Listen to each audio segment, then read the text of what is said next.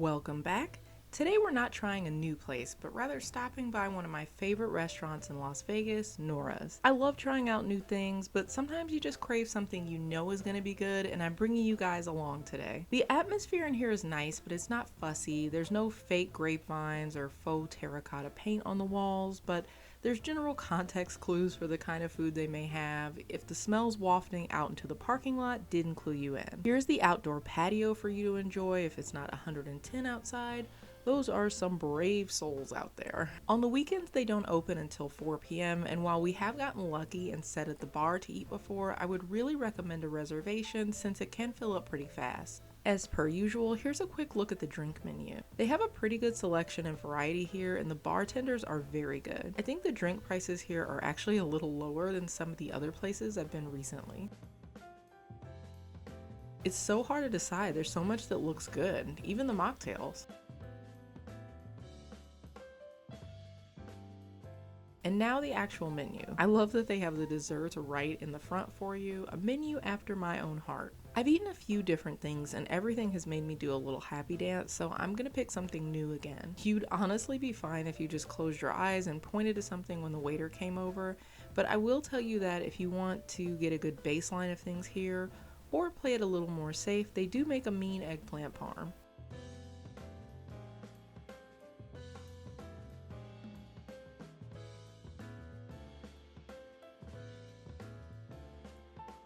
When you sit down, they'll ask if you want garlic bread. It's $1 per person, but you do get unlimited refills.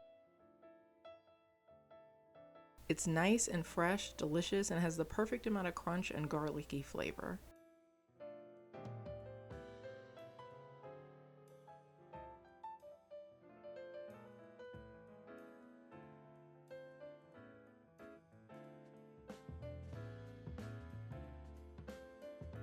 Our first round of drinks we got were the green leaf and the blueberry creek.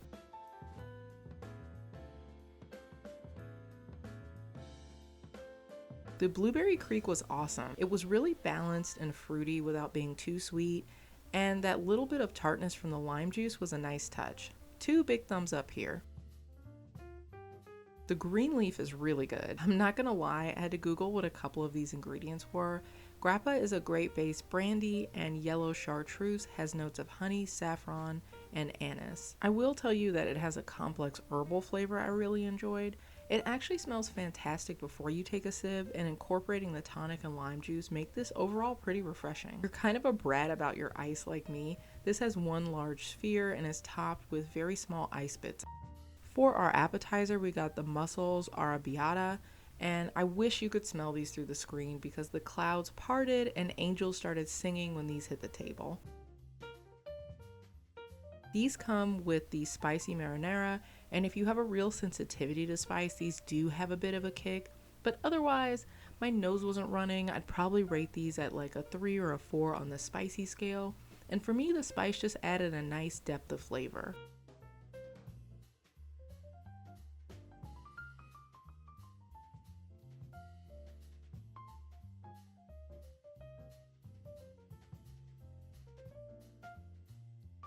The mussels themselves are perfectly cooked. These are a 10 out of 10.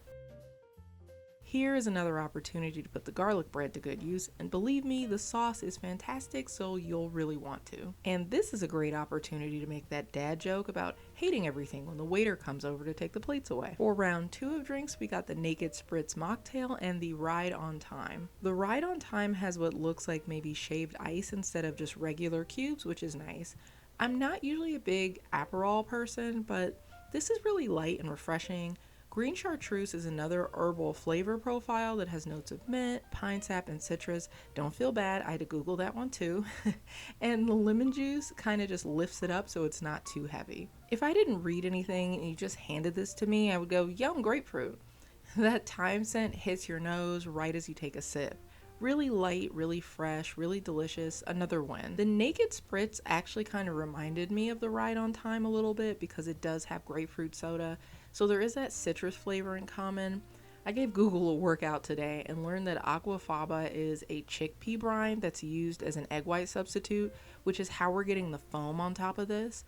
This is tart, it has different layers of flavor without being overly sweet, and it's also a vegan drink, FYI. This is delicious, and whether you lost rock, paper, scissors and are DDing like me, or you don't drink, this is a great option for anyone who just wants something fun to drink. This is a well-executed alternative to just drinking water or soda. My husband got the grilled farchita, which he really loved. You could tell that this was made in-house, and you can really taste all the herbs and spices.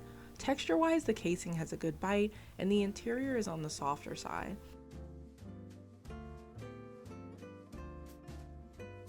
The grilled vegetables were perfect, nice and fresh with a great grill flavor that complemented the sausage really well.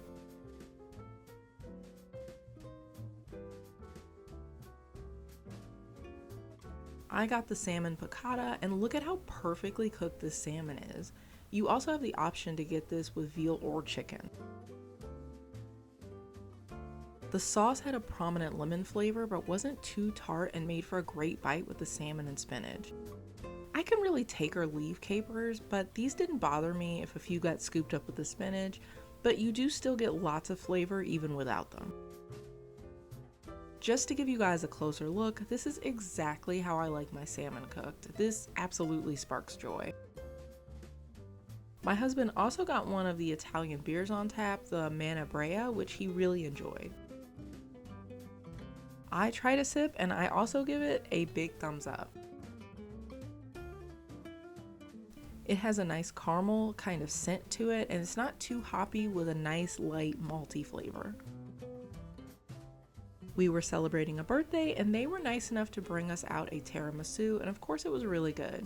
I like that it was really light and you can taste the Kahlua and the espresso, and it really tastes like they make it fresh and in-house, which is a common theme for this place. At this point, I am so glad I wore something stretchy.